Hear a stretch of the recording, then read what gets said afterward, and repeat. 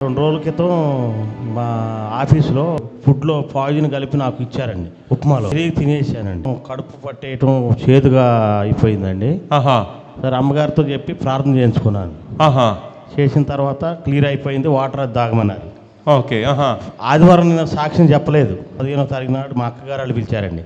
వాళ్ళు ఏం ప్లాన్ వేశారంటే 15 ఎకరాల భూమి నీకే ఉంటుంది, మా బావగారుకి డబ్బులు ఇవ్వాలి, నాకు అవి కూడా ఇచ్చే పని ఉన్నది, దీన్ని లేపేయాలని వాళ్ళు ప్లాన్ చేసి నాకు మళ్ళీ ఫుడ్లో పాయిజన్ పెట్టారంట. నైట్లో ఇక అపమాన స్థితిలో నేను పడిపోవడం జరిగిందండి. కోమాలోకి వెళ్ళిపోయారు. లైవ్ నడుస్తుంది, ఎయిర్పోర్ట్ జేబులో పెట్టుకుంది చెవులో.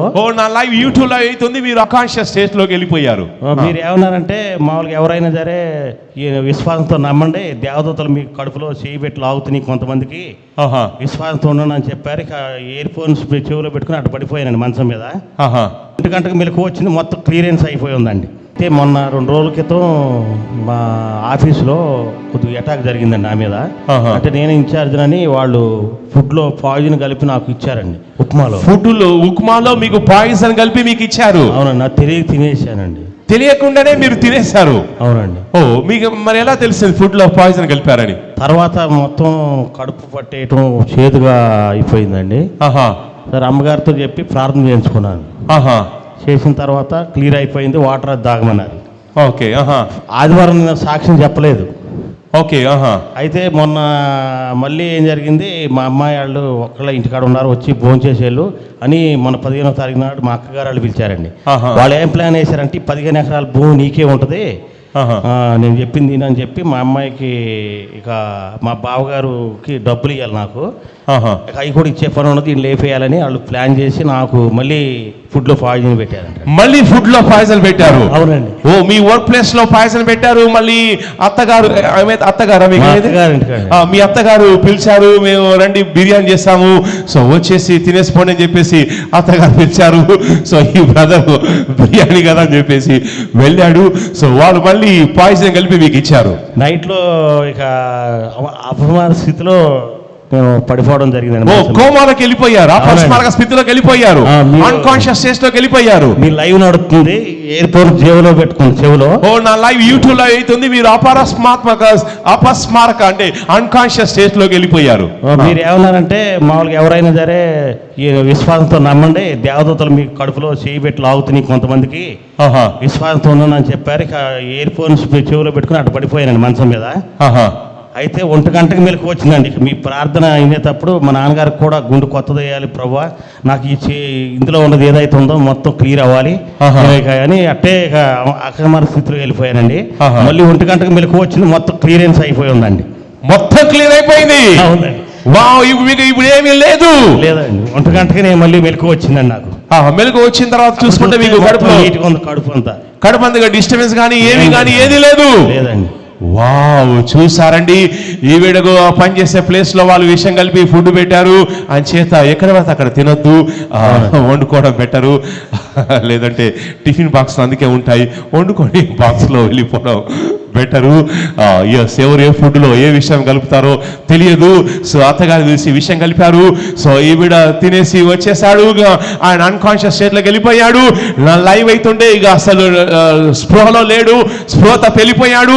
కానీ ఇయర్ ఫోన్స్ మాత్రం చెవులో పెట్టుకున్నాడు. అదే టైంలో నేను డెలివరీ చేస్తున్నాను, దూతలు వచ్చి మీ పట్ల ఏదైనా ఉండడైతే లాగేస్తారని చెప్పాను. ఈవిడ అపస్మారక స్థితిలోకి వెళ్ళిపోయాడు, దూత లాగేసింది, మొత్తం సెట్ అయింది. 1 o'clock లేస్తే మొత్తం కడుపంతా ఫ్రీ. ఇప్పుడు మీ కడుపంతా ఫ్రీగా ఉంది, ఫ్రీగా ఉంది. వావ్, చూసారండి, విషయం తింటే ఎవరైనా బ్రతారండి. మీకు తెలుసు కదండి, మామూలుగా కొంచెం కారం ఎక్కువ అయిపోతుంది, కడుపంతా కూడా అల్లకాలం అయిపోతుంది. ఆ సముద్రంలో తుఫాన్ వచ్చినట్టుగా కడుపులో తుఫాన్ వస్తుంది. కొంచెం కారం మసాలా ఎక్కువైతేనే చాలా మందికి ఇబ్బంది అవుతుంది.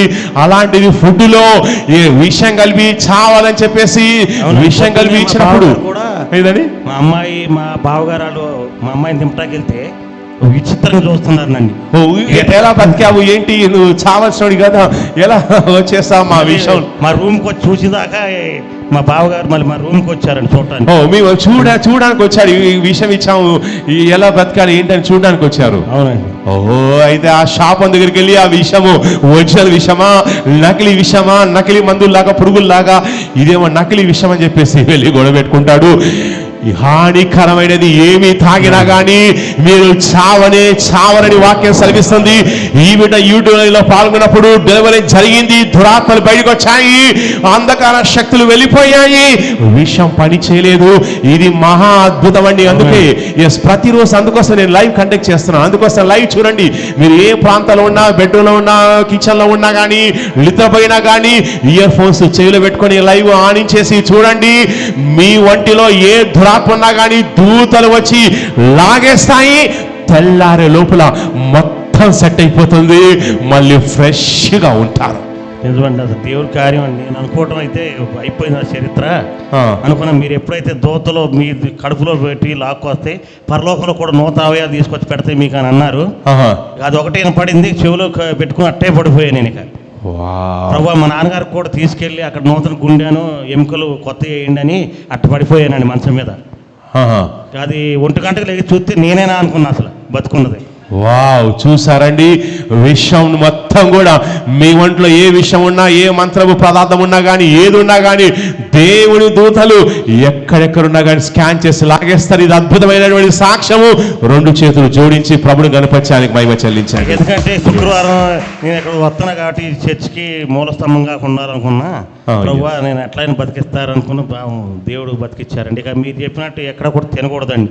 చాలా దురాత్మ ఆడల్లో దొరబడిందండి, లేపేయాలని ప్లాన్ చేస్తున్నారు. అవునవును, అందుకోసమే ఫుడ్ ఎక్కడ పడితే అక్కడ తినొద్దు. కావాలంటే మీరే స్పెషల్గా చేసుకోండి. టిఫిన్ బాక్సులు ఉంటాయి, హాట్ బాక్సులు ఉంటాయి, దినమంతా వేడిగానే ఉంటుంది. సో దేవుడు ఆ ప్రమాదాల నుంచి ఆయన తప్పిస్తాడు, ఆయన కార్యం చేస్తాడు. Yes, God bless you. దేవుడు మిమ్మల్ని బహుగా దీవించును గాక. ఎస్, ఆమేన్.